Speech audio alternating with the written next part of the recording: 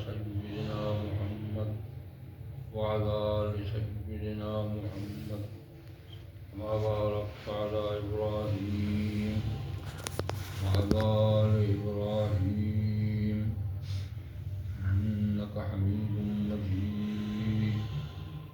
وبعد، فقد قال الله تبارك وتعالى في القرآن المجيد والفرقان الحميد: أعوذ بالله من الشيطان الرجيم. يا أيها الناس اذكروا نعمة الله عليكم هل من خالق غير الله يرزقكم من السماء والأرض لا إله إلا هو فأنى تؤفكون.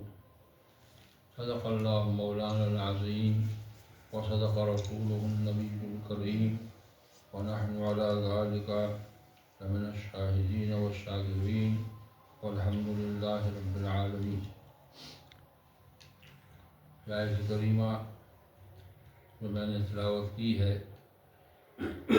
اس کا ترجمہ یوں ہے: اللہ جل شانہ ارشاد فرماتے ہیں یا ایھا الناس، اے لوگ. تمام انسانوں کو یہاں خطاب ہے، صرف اہل ایمان کو نہیں ہے بلکہ عمومی خطاب ہے، تمام لوگوں کو مخاطب کیا ہے. فرمایا کہ اذکروا، تذکرہ کیا کرو، یاد کیا کرو،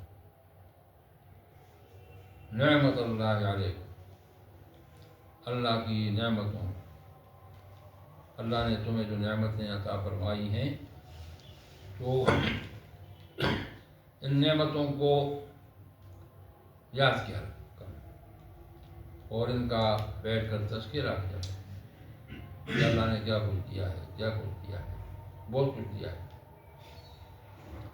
اور پھر فرمایا کہ حل من خالق، کیا کوئی ایسی ذات ہے جو خالق ہو، پیدا کرنے والا ہو، غیر اللہ، اللہ کے علاوہ، اللہ کے علاوہ اور کوئی خالق ہے؟ یرزقکم من السماء والارض، جو تمہیں رزق عطا فرماتا ہے. یہ جو رزق تمہیں عطا فرماتا ہے تو اوپر سے بھی اور نیچے سے. اوپر سے یعنی آسمانوں سے بارش کے ذریعے بارش برساتا ہے، اور نیچے زمین ہے، زمین پر بارش برستی ہے اور زمین زرخیز ہوتی ہے، اس سے فصل اگتی ہے. تو یہاں من السماء والارض، بلندی سے بھی اور نیچے زمین سے بھی تمہیں رزق عطا ہوتا ہے. اور پھر فرمایا کہ لا الہ الا ہو، اللہ کے سوا اور کوئی الہ نہیں ہے، اللہ جل شانہ کے علاوہ کوئی بھی الہ نہیں. فأنى تؤفكون، تو تم کیوں ادھر ادھر بھٹکتے پھرتے؟ تمہیں فوکس کرنا چاہیے صرف اللہ جل شانہ کی ذات بابرکات. تو اس میں آیت کریمہ میں جو خطاب ہے یہ اس میں تعمیم ہے. قرآن مجید میں دو قسم کے خطابات ملتے ہیں. کچھ خطابات جو وہ ہیں جن میں تخصیص ہے، اور اس میں یا ایھا الذین آمنوا، اللہ جل شانہ ایمان والوں کو خطاب کرتے ہیں. اور بعض ایسی آیات ہیں کہ جن میں اللہ جل شانہ خطاب فرماتے ہیں اپنے تمام بندوں کو. تو اس آیت کریمہ میں جو خطاب ہے اس میں تعمیم ہے، عام خطاب ہے، تمام بندوں کو خطاب ہے. اس کی وجہ یہ ہے کہ اللہ کی جو نعمتیں ہیں اس کائنات میں، اس دنیا میں اللہ جو نعمتیں عطا فرماتا ہے تو اس میں تخصیص نہیں ہوتی. اللہ نعمتیں عطا فرماتا ہے اہل ایمان کو بھی اور ان کو بھی جو اللہ کو نہیں مانتے. جو اہل ایمان نہیں ہیں ان کو بھی اللہ سب کچھ دیتا ہے۔ یہ جو اس عالم دنیا میں اللہ جل شانہ کا رویہ ہے، تو یہ ایسا رویہ ہے کہ جو سب کے لیے برابر ہے، سب کو دیتا ہے۔ بلکہ بعض مرتبہ تو اہل ایمان کے مقابلے میں جو وہ لوگ ہیں جو اہل ایمان نہیں ہیں ان کو زیادہ دیتا ہے، ان کو زیادہ وسائل دیتا ہے، زیادہ ان کو نعمتیں عطا کرتا ہے۔ تو اس لیے فرمایا کہ یا ایھا الناس، اے لوگو، اذکروا نعمت اللہ علیکم۔ اب یہ جو اللہ کی نعمتیں ہیں، تو اس سلسلے میں اللہ جل شانہ کی خواہش یہ ہے کہ انسان ان نعمتوں کا شکر ادا کرے۔ انسان کے اوپر جو نعمتیں اللہ کی طرف سے انسان کو ملتی ہیں، تو اللہ جل شانہ کی خواہش یہ ہوتی ہے کہ میرا بندہ جس کو میں نعمت عطا کرتا ہوں تو اس کے رسپانس میں اس کو کم از کم شکر ادا کرنا چاہیے۔ اس کی مثال ایسی ہے جیسے کہ ایک باپ اپنے بیٹے کو کچھ دیتا ہے، گفٹ دیتا ہے، بہت کچھ دیتا ہے، تو باپ کی خواہش یہ ہوتی ہے کہ میرا بیٹا کم از کم اس کے رسپانس میں جو ہے میرا شکر تو ادا کرے، شکریہ تو ادا کرے، زبانی شکریہ تو ادا کرے، عملی نہیں تو کم از کم زبانی شکریہ تو ادا کرے۔ ہر ایک بڑے کی خواہش ہوتی ہے کہ جو اس کا چھوٹا ہے تو چھوٹے کے ساتھ جب وہ احسان کرتا ہے، بڑائی کرتا ہے، تو بڑائی کے بدلے میں بڑا چاہتا ہے کہ چھوٹا کم از کم شکریہ تو ادا کرے۔ تو اللہ جل شانہ کی خواہش بھی یہ ہے کہ جو بندے جن کو اللہ نوازتا ہے، اور ہر ایک انسان جو دنیا میں آتا ہے تو اللہ نے ہر ایک کو نعمتیں دی۔ یہ جو انسان کا وجود ہے یہ سب سے بڑی نعمت ہے۔ شیخ سعدی شیرازی رحمہ اللہ نے لکھا ہے کہ انسان کی جو سب سے بڑی نعمت ہے اللہ نے جو انسان کو دی ہے وہ سانس ہے۔ انسان جب سانس لیتا ہے، فرمایا کہ سب سے بڑی نعمت، اس لیے کہ اسی میں تو زندگی ہے۔ انسان جو سانس لیتا ہے اسی سے تو اس کی حیات ہے۔ تو انسان کو چاہیے کہ ہر سانس لینے میں، ہر سانس لینے کے بدلے میں اللہ کا شکر ادا کرے۔ تو کیا کیا نعمتیں ہیں؟ یہ جو انسان کا وجود ہے اور اس وجود کی ترتیب ہے اور اس وجود کی ترکیب ہے، کیا عجیب و غریب ترتیب و ترکیب ہے۔ اس میں معمولی سا نقص پیدا ہوتا ہے تو پورا کا پورا وجود جو ہے وہ معطل ہو جاتا ہے، سسپینڈ ہو جاتا ہے۔ انسان کو کوئی بھی تکلیف ہوتی ہے،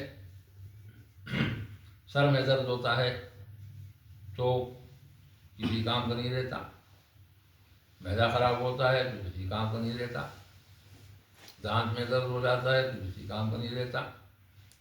جسم کے کسی حصے میں تکلیف ہو جاتی ہے اور توازن بگڑ جاتا ہے تو انسان کی ساری صلاحیتیں ڈیر ہو جاتی ہیں۔ تو یہ جو انسان کا وجود متوازن رہتا ہے اور انسان کے وجود کے جو سارے اعضاء ہیں ان میں جو توازن رہتا ہے یہ اللہ کی مشیت سے رہتا ہے، اللہ جل شانہ کی مرضی سے۔ اللہ جل شانہ کی مشیت ہوتی ہے تو انسان کے وجود کے اعضاء متوازن رہتے ہیں، اور جب اللہ جل شانہ چاہتے ہیں تو یہ توازن ختم ہو جاتا ہے، توازن بگڑ جاتا ہے، اور جب توازن بگڑتا ہے تو بگڑتے بگڑتے پورا جسم تب ختم ہو جاتا ہے۔ اس لیے فرمایا کہ اللہ کی جو نعمتیں ہیں یہ تو اتنی زیادہ ہیں، وَإِن تَعُدُّوا نِعْمَتَ اللَّهِ لَا تُحْصُوهَا۔ قرآن کہتا ہے کہ اگر تم اللہ کی نعمتوں کو شمار کرنا شروع کرو تو تم شمار نہیں کر سکتے۔ کیا کیا نعمتیں تو اللہ نے تمہیں دی۔ تو صوفیاء کے ہاں یہ جو ذکر ہے تو ذکر کے مختلف طریقے ہیں. ایک تو ہم ذکر لسانی کرتے ہیں، زبان سے ہم ذکر کرتے ہیں، ہم لا الہ الا اللہ کا ذکر کرتے ہیں، اللہ کا ذکر کرتے ہیں، الا اللہ کا ذکر کرتے ہیں، مختلف کلمات کے ساتھ جو پاکیزہ اور نورانی کلمات ہیں، اللہ کی صفات ہیں، اللہ کے نام ہیں، ان کو دہراتے ہیں تو ذکر ہے. اسی طرح ہم تلاوت کرتے ہیں، قرآن مجید کی تلاوت کرتے ہیں تو ذکر ہے. اور بھی جو بھی ہم پاکیزہ کلمات اور پاکیزہ کلام پڑھتے ہیں، اللہ کے رسول کے ارشادات پڑھتے ہیں، دہراتے ہیں تو ذکر ہے. سارا کچھ ذکر ہے، لسانی ذکر ہے. اور اسی طرح قلبی ذکر ہے کہ انسان ذکر کرتا ہے، قلب کے ذریعے ذکر کرتا ہے اور اپنے قلب کو صاف ستھرا رکھتا ہے اور قلب کو ہر قسم کے منفی خیالات سے صاف رکھتا ہے اور پوری مشق کرتا ہے کہ قلب میں کوئی کدورت نہ ہے. تو کدورت سے اپنے قلب کو صاف ستھرا رکھنا یہ ذکر ہے. صوفیاء کہتے ہیں کہ یہ جو ذکر کے مختلف طریقے ہیں تو ان میں ایک طریقہ یہ ہے کہ انسان اللہ کی نعمتوں کا تذکرہ بیٹھ کر اللہ کی جو نعمتیں ہیں ان کا تذکرہ کرے. اللہ جل شانہ نے آپ علیہ الصلوۃ والسلام کو مخاطب کر کے فرمایا وَأَمَّا بِنِعْمَةِ رَبِّكَ فَحَدِّثْ، تیرے رب نے تیرے اوپر جو نعمتیں کی ہیں تو ان کی تحدیث کرو، تذکرہ کرو. پہلے سورۃ الدعاء میں فرمایا کہ ہم نے آپ کو کیسے پایا کیسے پایا. آپ کے پاس وسائل نہیں تھے، ہم نے وسائل دیے. آپ کے پیچھے کوئی جتھا نہیں تھا، ہم نے آپ کو بہت بڑا جتھا دے دیا، بہت کچھ کیا. اور آخر میں فرمایا کہ دیکھیں کتنی نعمتیں تمہیں دی. فرمایا کہ وَأَمَّا بِنِعْمَةِ رَبِّكَ فَحَدِّثْ. اب آپ کی ذمہ داری یہ ہے کہ اللہ نے جو تمہیں نعمتوں سے نوازا ہے تو یہ کم از کم بیٹھ کر ان نعمتوں کا تذکرہ کرنا چاہیے. تو صوفیاء کے ہاں ذکر کا ایک بہت جو ایک طریقہ ہے ذکر کرنے کا، اللہ کی نعمتوں کا تذکرہ ہے کہ انسان بیٹھتا ہے اپنی پوری زندگی شروع سے لے کر اب تک جتنی زندگی گزاری ہے اس زندگی میں انسان کو اللہ نے جو جس نعمت سے نوازا ہے تو ہر ایک نعمت کا وہ تذکرہ کرے کہ اللہ نے مجھے یہ اس سے نوازا، مجھے اس سے نوازا، مجھے یہ عطا فرمایا، مجھے یہ عطا فرمایا. اور ہر ایک نعمت پر اللہ کا شکر ادا کرے. یہ جب انسان اپنی نعمت اللہ کی نعمتوں کا تذکرہ کرتا ہے اور اللہ کا شکر ادا کرتا ہے تو اللہ خوش ہوتا ہے کہ میرا بندہ دیکھیں یہ میری نعمتوں اس کو احساس ہے. کیونکہ بڑی چیز جو ہے وہ احساس ہے. ایک انسان وہ ہے جو بے حس ہے، تو بے حس انسان جو ہے اللہ کے ہاں بہت زیادہ ناپسندیدہ ہے. بے حس انسان دنیا میں بھی اگر ایک آدمی بے حس ہو تو لوگ اس کو اچھا نہیں سمجھتے کہ فلاں شخص جی بالکل اس کو احساس ہی نہیں ہے، بے حس ہے. تو اللہ کے ہاں بھی ایسا شخص جو بے حس ہو کر رہتا ہے، اللہ کی ساری نعمتیں مزے سے استعمال کرتا ہے اور کوئی پرواہ اس کو نہیں ہے. یہ نعمتیں تمہیں کہاں سے مل رہی ہیں، کس نے تمہیں دی ہیں؟ کم از کم تم سوچ تو لو، تھوڑی دیر کے لیے بیٹھ کر سوچو کس نے تمہیں نوازا ہے.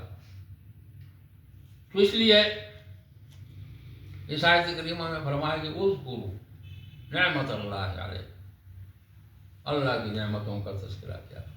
بیٹھ کر۔ اس کی ایک شکل تو انفرادی ہے کہ انفرادی تذکرہ ہو، اور ایک شکل اجتماعی ہے کہ آپس میں بیٹھ کر ساتھی تذکرہ کریں، اپنی نعمتوں کا تذکرہ کریں، اللہ کی نعمتیں جس کو جو ملی ہیں وہ بتائے، شیئر کرے دوسروں کو کہ اللہ نے مجھے اس سے نوازا، مجھے اس سے نوازا، مجھے اس سے نوازا۔ تو اس سے انسان کے اندر ایک احساس پیدا ہوتا ہے، اور انسان کا اللہ کے ساتھ تعلق بڑھتا ہے۔ بنیادی مقصد تو اللہ کے ساتھ جو تعلق ہے اس کو بڑھانا ہے۔ تو تعلق بڑھانے کے جو مختلف طریقے ہیں، ان میں سے ایک طریقہ یہ ہے کہ انسان اللہ کی نعمتوں کی قدر کرے، اور اللہ کی نعمتوں کو باقاعدہ کنسیڈر کرے کہ بھئی اللہ نے میری زندگی جو ہے، اس زندگی میں مجھے کتنا نوازا ہے، بہت نوازا ہے، قدم قدم پر اللہ نوازتا ہے۔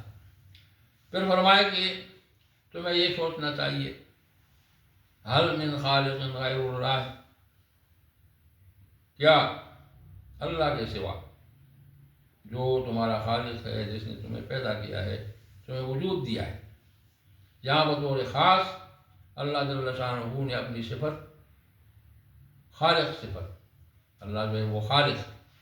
بہت ساری صفات ہیں اللہ کی، لیکن ایک صفت جو ہے یہ ہے کہ اللہ جل شانہ خالق ہے۔ تمام کائنات کی ہر چیز اللہ نے پیدا کی ہے، پیدا کرنے کی جو صفت ہے اللہ کی ہے۔ تو فرمایا کہ اللہ کے سوا کوئی اور بھی ایسا ہے، ایسی ذات اور بھی کوئی ہے، یرزقکم من السماء والارض، جو تمہیں رزق عطا کرے۔ یہ جو رزق کا کلمہ ہے عربی میں، یہ بہت ہی کمپریہنسو ہے، بہت وسیع مفہوم میں استعمال ہوتا ہے۔ اس میں ہر چیز آتی ہے، صرف اناج نہیں آتا، راشن نہیں آتا، بلکہ رزق ہر چیز کو، انسان کی ضرورت کی تمام جو چیزیں ہیں ان پر رزق کا ایک کلمے کا اطلاق ہوتا ہے۔ تو فرمائے کہ کیا اللہ کے سوا کوئی اور بھی ایسی ذات ہے کہ یرزقکم من السماء والارض، جو تمہیں آسمانوں سے اور زمینوں سے، دونوں طرف سے، اوپر سے بھی اور نیچے سے بھی تمہیں رزق پہنچاتا ہے۔ اور پھر آخر میں فرمایا کہ حقیقت یہ ہے کہ لا الہ الا ہو، حقیقت یہ ہے کہ اللہ کے سوا کوئی بھی الہ نہیں ہے۔ یہ جو الہ ہے، اس کا اصل مفہوم یہ ہے کہ ایسی ذات جس کے ساتھ محبت کی جائے۔ تو جو محبت کے قابل ذات ہے وہ صرف اللہ ہے۔ انسان کو محبت دوسروں سے کرتا ہے، اور چیزوں سے کرتا ہے، لیکن اللہ فرماتے ہیں کہ لا الہ الا ہو۔ اصل میں الہ جو ہے کہ جس سے انسان تعلق رکھے، اور جس کے ساتھ انسان محبت کا تعلق رکھے، محبت کا رشتہ رکھے۔ اللہ جل شانہ تو محبت کرنے والے ہیں، پیار کرنے والے ہیں اپنے بندوں کے ساتھ۔ اللہ جل شانہ محبت فرماتے ہیں، بہت زیادہ محبت فرماتے ہیں، لیکن مصیبت یہ ہوتی ہے کہ جس کے ساتھ محبت ہوتی ہے تو وہ اس کو احساس نہیں، آگے سے شعور نہیں ہوتا۔ تو جب شعور نہیں ہوتا تو پھر پرواہ نہیں ہوتی۔ اگر ایک آدمی کو یہ شعور حاصل ہو جائے کہ بھئی میرے ساتھ کوئی محبت کر رہا ہے، تو ظاہر ہے کہ شعور کی وجہ سے وہ پازیٹیو رسپانس دیتا ہے، اور اگر شعور نہیں ہے تو وہ نیگیٹو رسپانس دیتا ہے۔ تو انسان عام طور سے یہی کرتا ہے اللہ کے ساتھ۔ عمومی جو انسانوں کا طریقہ ہے وہ یہ ہے کہ اللہ تو محبت کرتا ہے، لیکن انسان اللہ سے گریز کرتا ہے اور دور رہتا ہے۔ یہ شعور کی کمی ہے۔ تو جب انسان کے اندر جب شعور اس کا پختہ ہو جاتا ہے تو پھر وہ اللہ کے سوا کسی اور کے ساتھ محبت نہیں کرتا، کیونکہ باقی چیزیں تو سیدنا ابراہیم علیہ السلام نے دیکھا نا کہ انہوں نے جو ہے سورج کے بارے میں کہا کہ یہ الہ ہے، اور چاند کے بارے میں کہا یہ الہ ہے، اور تارے کے بارے میں کہا یہ الہ۔ آخر میں فرمایا کہ بھئی تو ساری چیزیں ڈوبنے والی، اور فرمایا کہ لا احب الآفلین، جو چیز ڈوبنے والی ہے میں اس کے ساتھ محبت کیوں کروں؟ یہ تو ساری چیزیں وقتی ہیں، عارضی۔ تو دنیا میں آپ دیکھیں نا کہ جن چیزوں کے ساتھ ہم محبت کرتے ہیں وہ تو عارضی ہوتی ہیں، چند روزہ ہوتی ہیں، اس کے بعد وہ اٹریکشن ختم ہو جاتی ہے، کچھ نہیں رہتا۔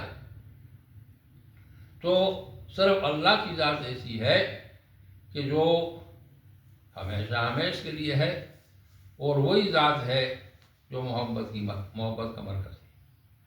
اصل محبت کے قابل جو ہے وہ اللہ کی ذات بابرکات ہے۔